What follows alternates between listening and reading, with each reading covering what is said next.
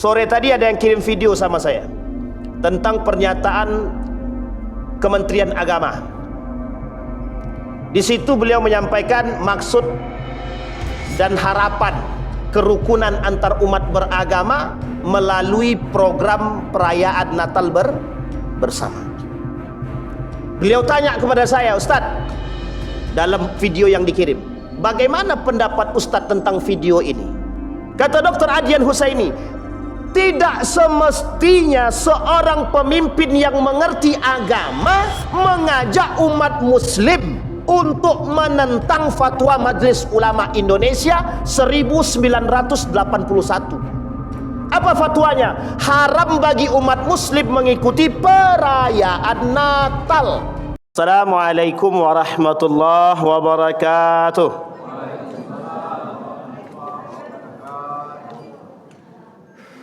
Alhamdulillahi rabbil alamin. Alhamdulillahilladzi an'ama bi ni'matil iman wal islam bihima tatimmus salihat. Ashhadu an la ilaha illallah wahdahu la syarika lah wa ashhadu anna Muhammadan 'abduhu wa rasuluh la nabiyya ba'd. Allahumma salli wa sallim wa barik ala hadzal nabiyyil karim. Allahumma salli ala Muhammad wa ala ali Muhammad fil alamin innaka Hamidum Majid. Ya ayyuhan nas ittaqu rabbakum. Ya ayyuhan nas ittaqu ya ayyuhalladzina amanu taqullaha wa qulu qawlan sadida yuslih lakum a'malakum wa yaghfir lakum dhunubakum wa may yuti'illaha wa rasulahu faqad faza fawzan 'azima. Puji syukur kehadirat Allah dengan mengucapkan alhamdulillahi rabbil alamin. Berselawat kepada Nabi dengan mengucapkan Allahumma salli ala Muhammad wa ala ali Muhammad fil alamin innaka Hamidum Majid. Bapak Ibu sekalian yang berbahagia, mudah-mudahan sehat selalu, Allah berkahi kita dan insyaallah husnul khatimah. Kemudian Bapak Ibu, kita berdoa kepada Allah untuk orang tua kita, Allah tempatkan di tempat terbaik di sisinya, Allah terima amal ibadahnya, Allah kumpulkan bersama orang-orang yang saleh. Untuk orang tua kita yang masih hidup, sehat, kuat, berkah, insyaallah husnul khatimah. Baik. Malam hari ini kita akan bersama mencoba mengkaji, tapi saya minta maaf, ini judulnya agak sedikit serius. Judul kita, tapi jangan salah paham ya, judulnya adalah mitos-mitos tentang perayaan Natal bersama. Judulnya sederhana, mitos-mitos tentang perayaan Natal bersama di bawah bendera toleransi. Baik, saya mulai Bapak Ibu dari satu ayat di dalam Al-Quran. Mungkin tidak satu ayat, ada beberapa ayat lah. Yang pertama, kata Allah di dalam surat Al-Baqarah ayat 62, Innal ladzina amanu wal ladzina hadu wan nasara was-sabiina man amana billah wal yaumil akhir wa amila salihan falahum ajruhum 'inda rabbihim wala khaufun 'alaihim wala hum yahzanun. Ayat yang kedua, waddat ta'ifatum min ahlil kitab law yudillunakum wa ma yudilluna illa anfusahum wa ma yash'urun.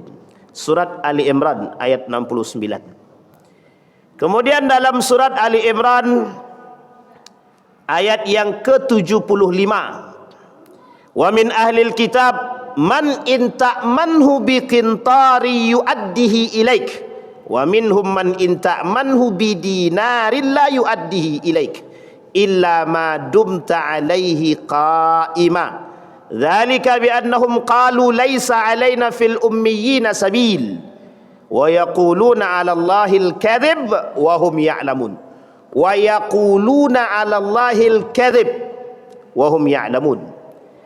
Di dalam surat yang tadi dibacakan oleh imam kita, surat yang dibacakan pada rakaat yang kedua, ara'aital ladzi yukadzibu biddin. Surat apa itu Bapak Ibu? Surat Al-Maun. Dari sini, dari surat Al-Maun ini lahir satu konsep sosial yang disebut dengan Rumah Sakit Muhammadiyah, RS, Rumah Sakit Muhammadiyah, PKU. Baik ibu-ibu sekalian yang berbahagia. Nah Bapak Ibu sekalian yang berbahagia, sekarang saya ingin berbicara. Sebelum sampai kepada hal tersebut, saya mengutip dari satu pernyataan daripada Profesor Dr. Buya Hamka. Kata Profesor Dr. Buya Hamka, atau lebih tepatnya Prof Hamka, beliau menyebutkan tradisi perayaan hari besar agama bersama semacam itu bukan menyuburkan kerukunan umat beragama atau toleransi, tetapi menyuburkan kemunafikan. Ini ibu-ibu, menyuburkan kemunafikan. Saya ulangi sekali lagi, menyuburkan kemunafikan. Itu yang ngomong Buya Hamka, orang yang menjadi ketua Majelis Ulama Indonesia pertama sekali, yang termasuk salah satu pelopor berdirinya Majelis Ulama Indonesia. Baik, tadi di awal saya katakan kajian malam ini agak sedikit serius. Kita coba bahas persoalan toleransi di dalam Islam. Baru kita berbicara tentang PNB, perayaan Natal bersama. Bapak Ibu sekalian yang berbahagia, saya mengutip daripada cerita seorang profesor bernama Hamid Fahmi Zarkasi. Beliau pernah ditanya oleh salah seorang penanya.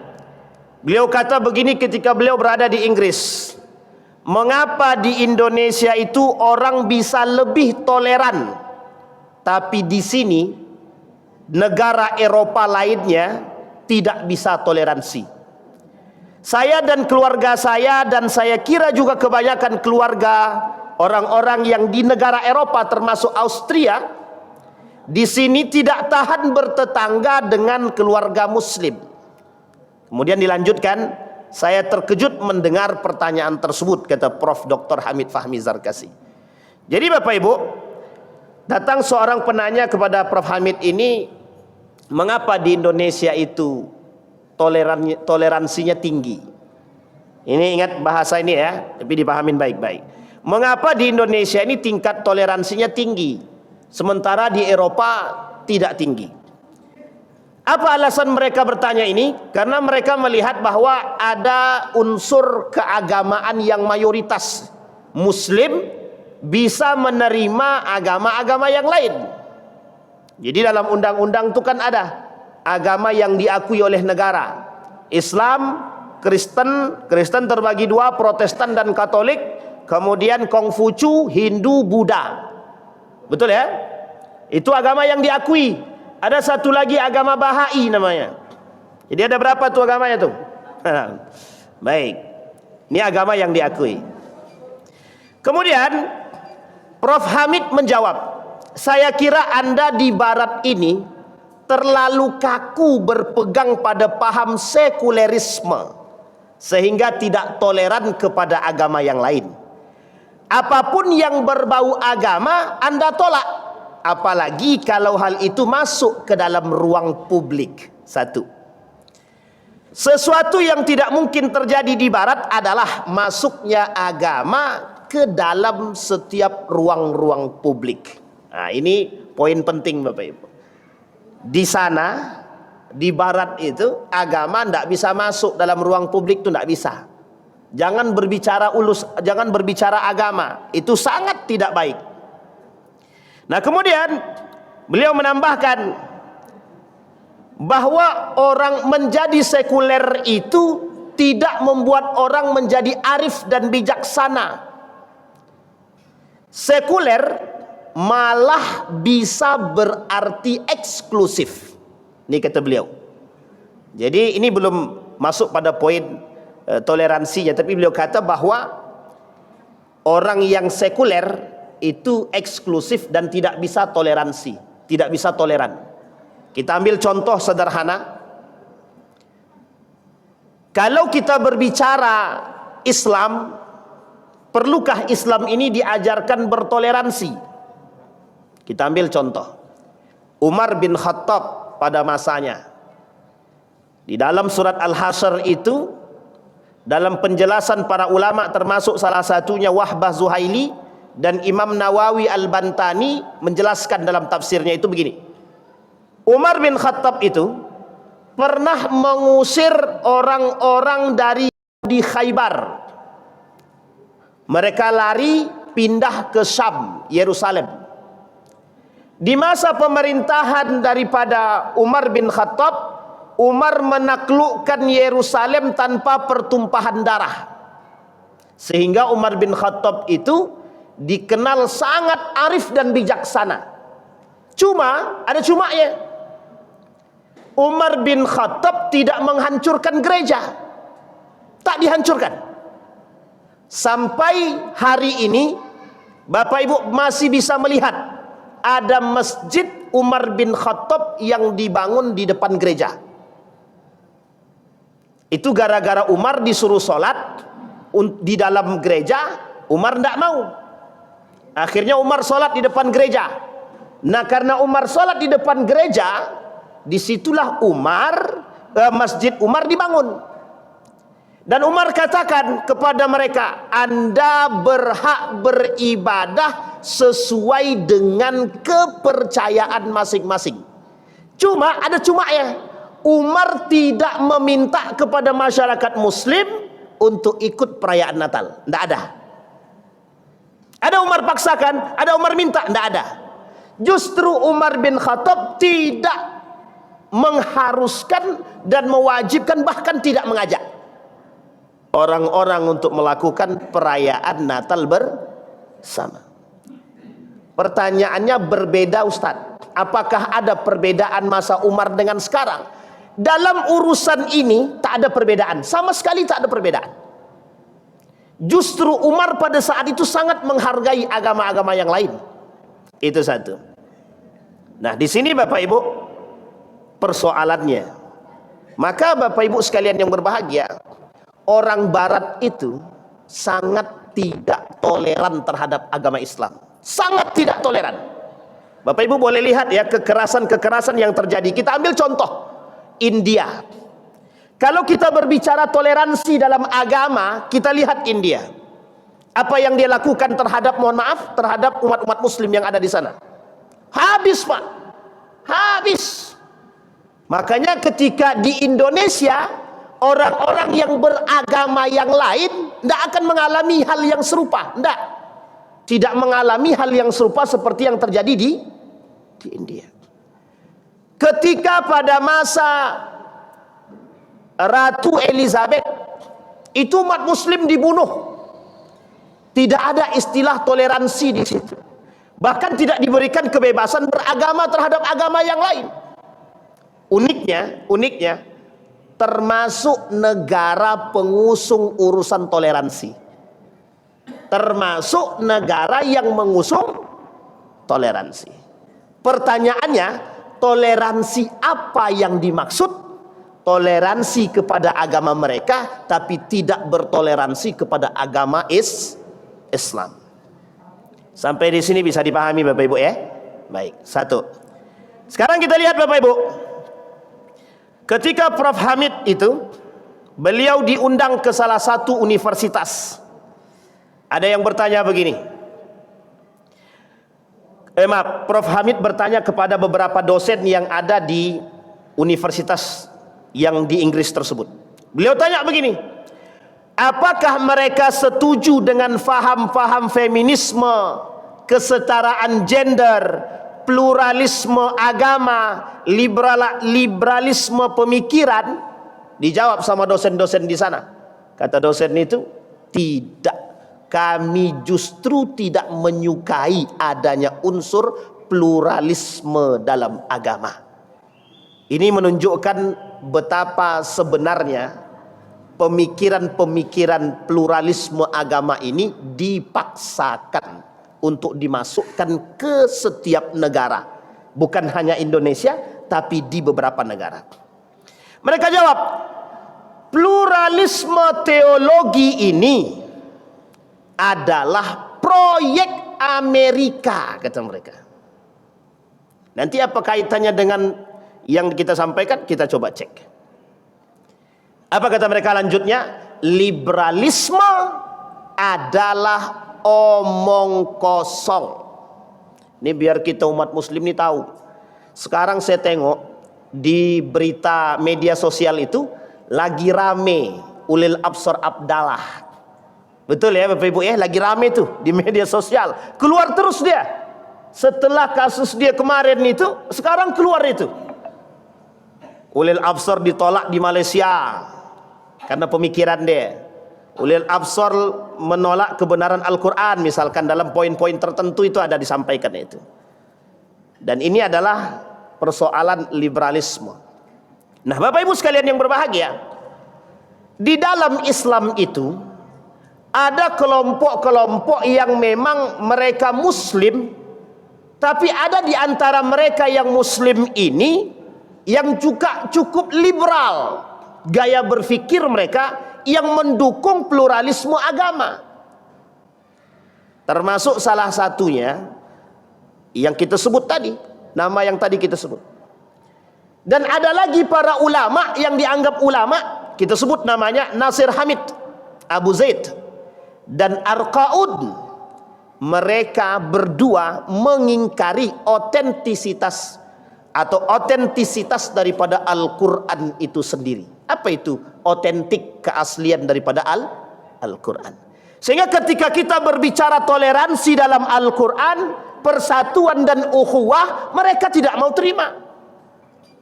Disinilah poin penting bahwa umat muslim hari ini sedang dipaksakan untuk menerima kondisi tersebut.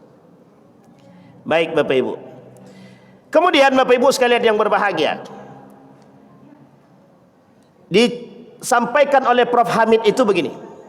Untuk memojokkan agama, Jack Nelson Palmer melacak kandungan Al-Quran dan Bible. Ia lalu menulis buku berjudul Is Religion Killing Us? Evidence in the Bible and the Quran. Kesimpulannya adalah bahwa kedua kitab itu memerintahkan melakukan pembunuhan. Ini mengatakan bahwa Al-Quran tidak berbicara toleransi. Dia mengatakan bahwa Al-Quran itu mengajarkan umatnya membunuh. Kalau diajarkan karakter pembunuh kepada umat muslim, berarti umat muslim itu tidak toleran. Tidak toleran. Nah, ini poin penting. Baik. Ketika beliau sampai di Inggris juga pada poin kedua, beliau bilang begini. Beliau melihat di depan gereja itu ada tulisan all race, all nation, all religion, but one God. Beliau sampaikan, siapapun di gereja ini, di depan gereja itu ada tulisannya, semua agama, semua ras, semua negara, kita sama. Tuhan kita satu. Jadi semua agama, tapi Tuhannya satu. Bisa dipahami Bapak Ibu maksud ini? Artinya pluralisme agama. Artinya adalah pluralisme agama. Baik, ini saya masih sampaikan Bapak Ibu. Kemudian beliau mengatakan, kata Profesor Dr.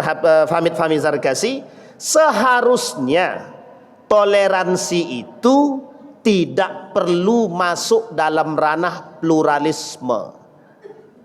Inilah yang kemudian disampaikan oleh seorang penulis yang bernama Dr. Fahmi Salim. Dalam tulisan beliau di media itu, beliau kata begini, perayaan Natal bersama harus terlepas daripada unsur Islamophobia.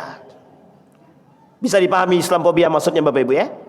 Pembenci atau kebencian terhadap Islam. Persoalannya Bapak Ibu sekalian yang berbahagia, selama ini yang dipojokkan itu adalah Islam. Ketika Mukti Ali menuliskan dalam buku dia, apa kata Mukti Ali? Boleh saja Islam dan agama-agama yang lain ini berdiri atas asas kerukunan, tapi dengan catatan bukan yang dipojokkan dan yang dikambing hitamkan adalah Islam sebagai mayoritas. Islam mayoritas disuruh mengalah terhadap minoritas. Oke. Tapi mengapa ketika Islam benar, yang lain salah, tetap yang salah adalah Islam? Ini poin penting Pak untuk dipahami. Jadi bagaimanapun kita mengedepankan unsur Islam kita, mesti ada orang dan kelompok yang ingin menjatuhkan itu. Yang tidak suka Islam ini berdiri gagah, tidak mau. Nah sekarang Bapak Ibu, kita masuk pada poin kita. Ini bahasan toleransi tadi yang saya sampaikan. Saya tak berbicara pada ayatnya, tapi kita berbicara pada aspek ininya. Sekarang kita lihat, Adian Husaini menuliskan dalam tulisannya, apa kata Adian Husaini? Mitos-mitos perayaan Natal bersama. Beliau sampaikan, mitos yang pertama kata Adian Husaini, bahwa PNB, perayaan Natal bersama, adalah keharusan. Sore tadi ada yang kirim video sama saya tentang pernyataan Kementerian Agama.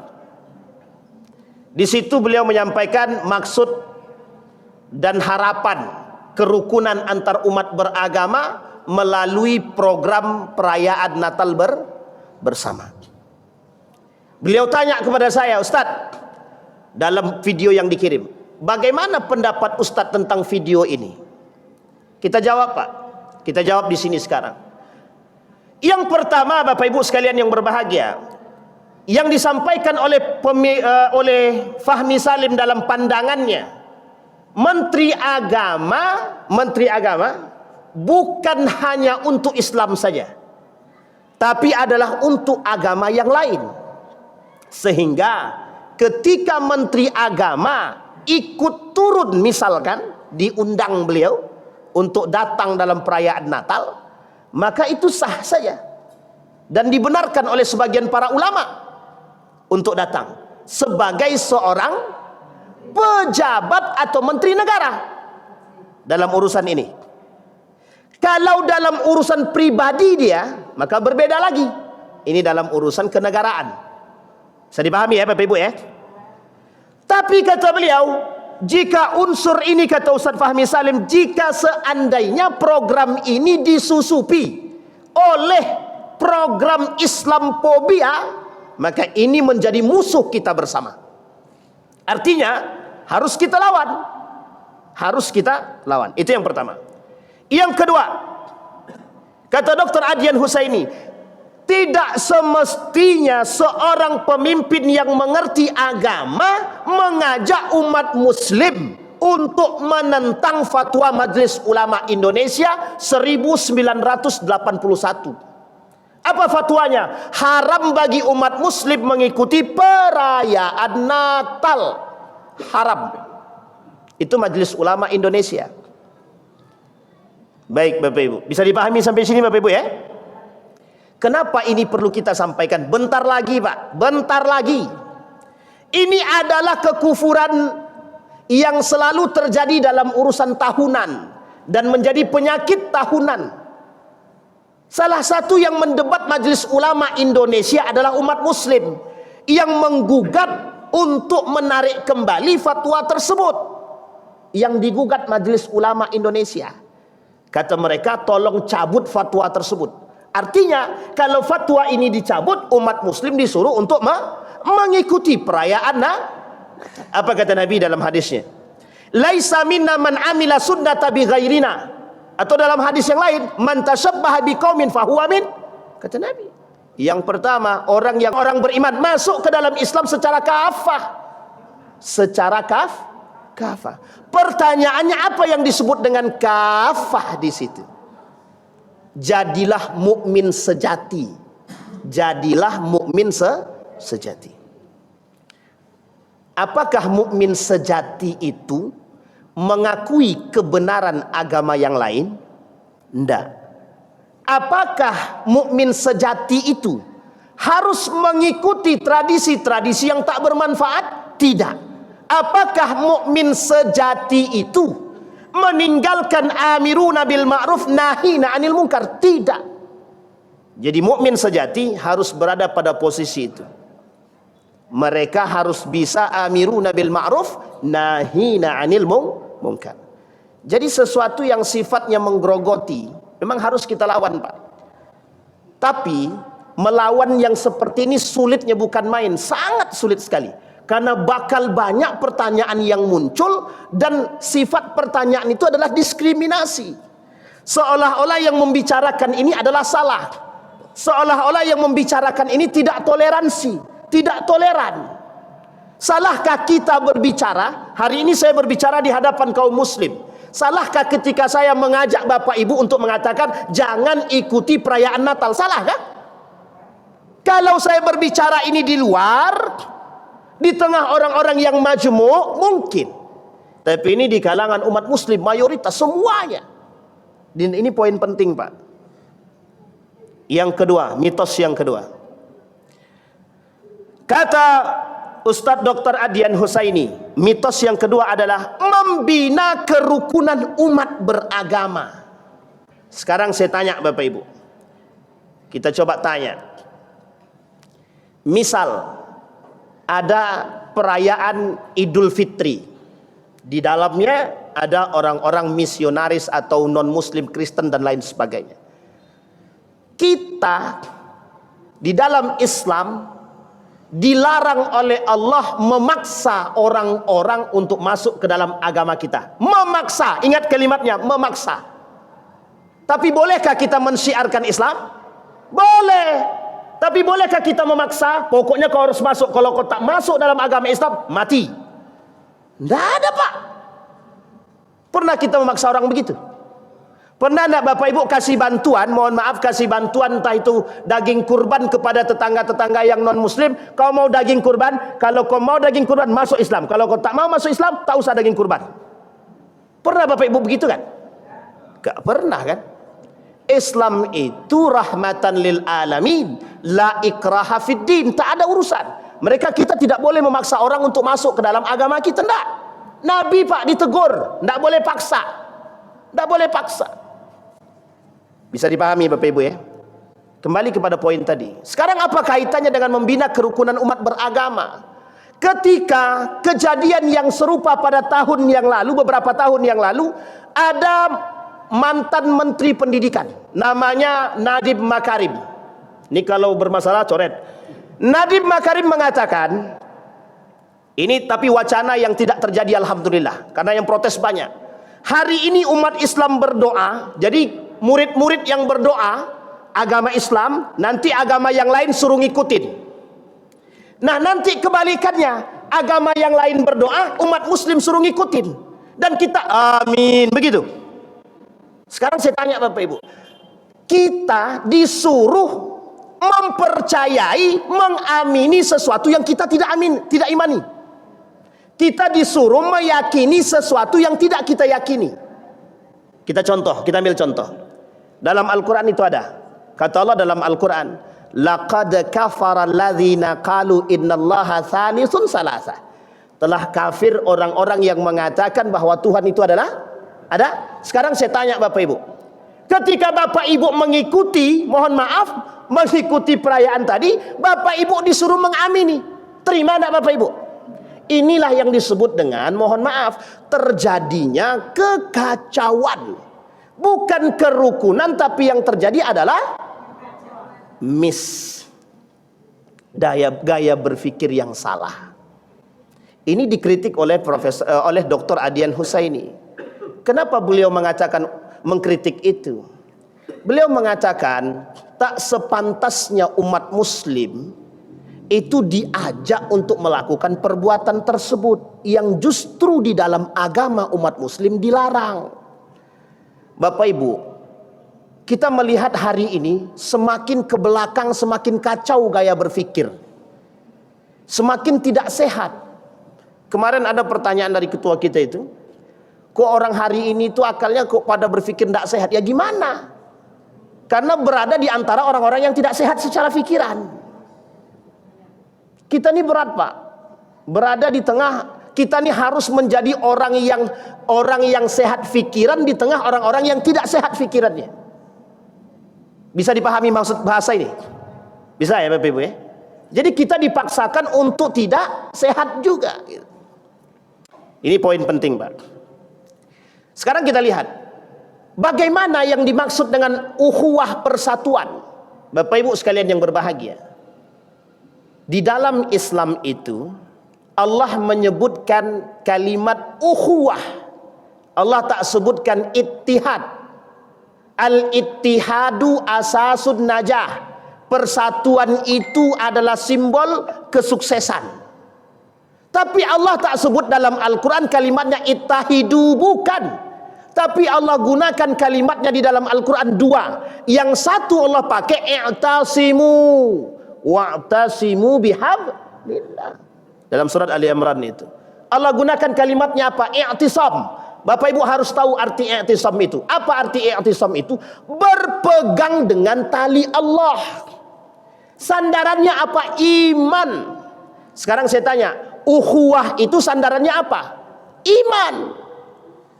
Jadi Islam tidak bisa diajarkan untuk mempersaudarakan orang lain, karena dalam Islam pasti orang mukmin itu mempersaudarakan. Kita ini disatukan dengan iman. Innamal mu'minuna ikhwah fa aslihu baina akhawaikum. Kita sesama mukmin ini bersaudara. Maka Allah sebut Pak, i'tasimu bihablillah, berpegang teguh kalian dengan tali Allah. Maksud itu sederhana, Pak. Maksudnya sederhana banget. Apa maksudnya, Pak? Kekacauan di akhir zaman itu banyak sekali, termasuk runtuhnya akidah.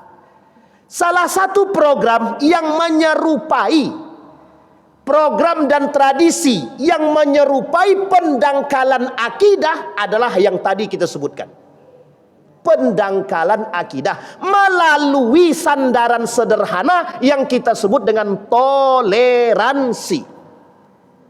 Tapi tidak bersandarkan pada kalimat i'tisam dan tidak bersandarkan pada kalimat wa'tasimu, pada kalimat ukhuwah. Jadi jangan salah paham, Pak. Islam sangat menjaga kerukunan. Jangan ajarkan kerukunan itu kembali dengan cara yang mohon maaf harus menerobos batas-batas agama. Ini poin penting, Pak. Yang ketiga, sebelum kita tutup, bahwa di dalam PNB, perayaan Natal bersama itu, orang Muslim hanya menghadiri acara non ritual, bukan acara ritual. Kita tidak bisa bedakan mana yang non ritual dan ritual, nggak bisa kita bedakan, Pak. Jadi sebaiknya jangan datang. Makanya karena kita tidak mengerti, kita tidak paham, kita tidak tahu ritual atau non ritual itu seperti apa dalam tradisi mereka, kita tidak usah ngikutin. Lebih aman bagi kita. Bisa dipahami Bapak Ibu ya? Ini saya bukan mengkritik beliau, bukan mengkritik, tetapi lebih tepat kita mengatakan setidaknya tolong dipertimbangkan kalimat itu. Majelis Ulama Indonesia bukanlah orang yang bodoh, sehingga mereka punya pertimbangan yang besar untuk mengembalikan ruh Islam, nilai-nilai agama. Bisa dipahami ya Bapak Ibu ya? Kenapa tulisan ini muncul? Perhatiannya mereka terhadap rusaknya akidah hari ini ternyata serius. Coba bayangkan, Pak, tidak terpikir oleh kita bahwa muncul pernyataan hal demikian. Kita diharuskan untuk mengikuti perbuatan tersebut. Memang tidak bersifat paksaan, Tapi menghimbau umat muslim untuk mengikuti adalah satu perbuatan yang salah, sikap yang kurang bijak. Kalau menghimbau umat muslim, karena sesuatu yang bertolak belakang dengan keimanan kita. Sekarang saya tanya Bapak Ibu, bagaimana cara Bapak Ibu membedakan antara pluralisme agama dengan toleransi, kerukunan umat beragama? Karena bahasa yang dikemukakan adalah kerukunan, seolah-olah itu baik. Tapi kita lupa di bawah itu ada proyek yang disebut dengan pluralisme agama. Bisa dipahami Bapak Ibu? Ini poin penting Pak. Yang keempat Pak, yang keempat, bahwa tidak ada unsur misi kristenisasi dalam PNB. Kata beliau, melihat PNB hanya dari sisi kerukunan dan toleransi. Sekarang kita lihat Pak, sekarang mengapa Amerika tidak melakukan sholat Idul Fitri bersama dalam rangka toleransi terhadap agama Islam? Harusnya Amerika, Inggris melakukan Idul Fitri bernegara, Idul Fitri bersama. Itu satu. Yang kedua perhatikan, besok akan banyak hari libur kita. Nanti ada perayaan Natal bersama, nanti apalagi Waisak bersama, kemudian apalagi Pak, Hindu, Buddha, Kongfucu semua bersama. Pas Idul Fitri juga bersama, Idul Adha bersama, kan enak tuh Pak. Jadi kita banyak cutinya itu. Nah, ini yang disenangi oleh teman-teman yang PNS kan. Nah, jadi bisa kita banyak liburnya itu, senang. Sekarang pertanyaannya adalah, mungkinkah kerukunan itu akan nampak? Maka kata Buya Hamka, ini bukan menyuburkan kerukunan, tapi justru sebaliknya menyuburkan kemunafikan. Salah satu gembong daripada kaum liberal, satu Pak, jahanam. Apalagi kita mati dalam nifak, kemunafikan. 3 penghuni neraka itu, syirik, kufur, dan munafik. Maka Bapak Ibu, wala tattabi'u khutuwatis syaitan. Kalimat terakhirnya, innahu lakum aduwwum mubin. Sesungguhnya itu musuh yang sangat nyata. Sekarang saya tanya, nyata nggak musuh itu? Pertanyaannya, setannya nampak nggak? Setannya nggak nampak. Manusia yang menyerupai setan itu yang paling banyak sekarang. Bisa dipahami Bapak Ibu ya? Nah Bapak Ibu, yang terakhir, di Desember itu mesti ada 2 hal yang harus kita hindari. Yang terakhir adalah perayaan tahun baik umat muslim. Umat muslim, saya menghimbaunya muslim, bukan mukmin lagi. Kalau mukmin seharusnya memang tidak melakukan. Tapi kita mengatakan kepada umat muslim, tinggalkanlah yang tidak bermanfaat bagi dirimu. Sesungguhnya perayaan tahun baru juga bukan dari muslim, tapi dari orang kafir. Semua nama bulan itu mereka yang buat, dan nama bulan itu semuanya nama-nama dewa. Jadi kita mengikuti perayaan itu, tahun baru. Mohon maaf Pak, ini yang disebut mantasyabbaha biqaumin, menyerupai.